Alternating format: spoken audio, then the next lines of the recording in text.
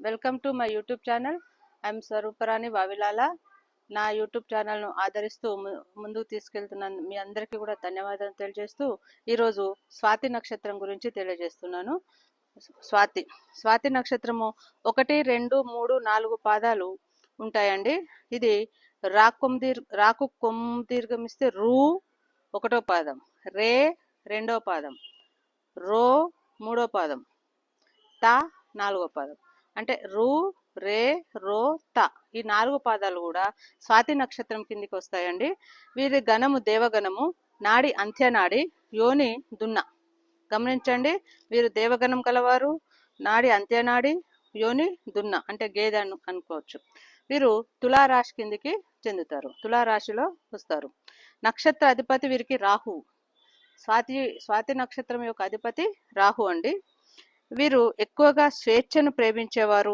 వాయుదేవుడు ఆశీర్వాదం వల్ల వీరికి తెలివి, చాతుర్యము, స్నేహపూర్వక స్వభావం ఎక్కువగా ఉంటుంది. వీరికి ఎక్కువగా వాయుదేవత యొక్క ఆశీర్వాదం ఎక్కువగా ఉంటుంది. ఎవరికి? స్వాతి నక్షత్ర జాతకులకు. కాబట్టి వీరు మంచి తెలివి, చాతుర్యము, స్నేహపూర్వక స్వభావంతోనే ఉంటారు స్వాతి నక్షత్రం వాళ్ళండి. ఈ స్వాతి నక్షత్రము వివాహ వ్యవస్థలో ఏ విధంగా ఉంటుంది అనేది మనము తెలియజేస్తాము. వివాహ వ్యవస్థలో స్వాతి నక్షత్రానికి ఎన్ని పాయింట్లు వస్తున్నాయి, ఏ నక్షత్రానికి అనే విషయాలను మీకు క్లుప్తంగా తెలియజేస్తున్నాను, వినండి. అశ్వినికి 27 అండి. తర్వాత భరణికి 29, కృత్తిక 1వ పాదానికి 17, కృత్తిక 2, 3, 4 పాదాలకు 12, తర్వాత రోహిణికి 16 పడదండి ఇది. తర్వాత మృగశిర 1, 2 పాదాలకు 27, మృగశిర 1, 3, 4 పాదాలకు 27 అండి. తర్వాత ఆరుద్రకు 26, పునర్వసు 1, 2, 3 పాదాలు 26, పునర్వసు 4వ పాదం 28, తర్వాత పుష్యమికి కూడా 28 అండి. ఇప్పటి వరకు మంచిగా పడుతున్నవి. తర్వాత ఆశ్లేష 15 పడదండి. తర్వాత మఘ కూడా 13 పాయింట్లు వస్తున్నాయి, పడదు.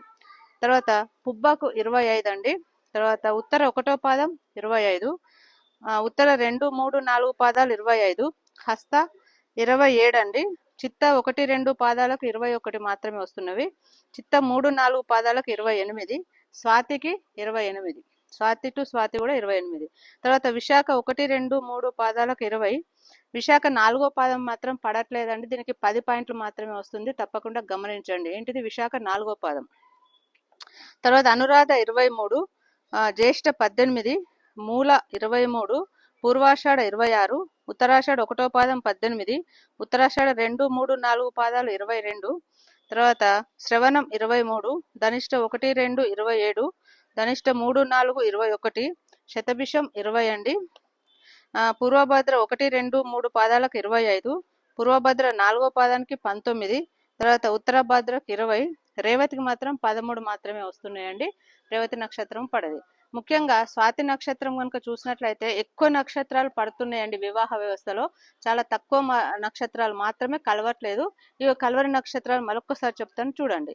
కృత్తిక 1వ పాదానికి 17 పాయింట్లు, తర్వాత కృత్తిక 2, 3, 4 పాదాలకు 12, తర్వాత రోహిణికి 16, ఇవి పడవు. ఆశ్లేష పడదండి 15, మఘ పడదు 13, తర్వాత విశాఖ 4వ పాదం మాత్రం పడదు 10, తర్వాత రేవతి పడదండి 13. ఇవి మాత్రం గమనించుకోండి తప్పనిసరిగా. ఇప్పుడు తారాబలం గురించి తెలియజేస్తాను, చూడండి. తారాబలం మీకు అందరికీ కూడా బేసిక్ నాలెడ్జ్ ఉందని నేను అనుకుంటున్నా.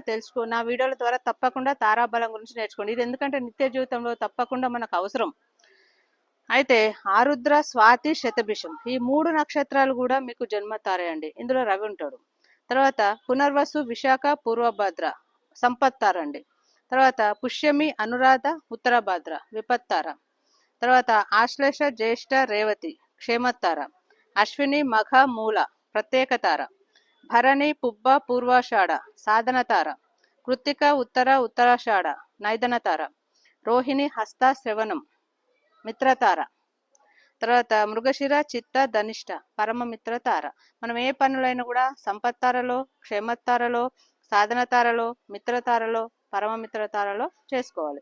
కాబట్టి ఈ స్వాతి నక్షత్రంలో జన్మించిన వారు వాళ్ళ 4 పాదాల వాళ్ళు కూడా ఈ తారాబలంను చూసుకొని మంచి మీకు ఏదైతే తారాబలం పడుతుందో అందులోనే శుభకార్యాలు చేసుకోవాలి, అందులోనే ముఖ్యమైన పనులను మొదలు పెట్టాలి. మీరు తప్పనిసరిగా ఏ వయసు వాళ్ళైనా కూడా ఇది నేర్చుకోండి. మీ జ్యోతిష్ శాస్త్రంను నిత్య జీవితంలో అన్వయించుకోండి. ముందు తరాల వాళ్ళకు కూడా నేర్పించండి. తర్వాత స్వాతి నక్షత్ర అధిపతి రాహు అండి.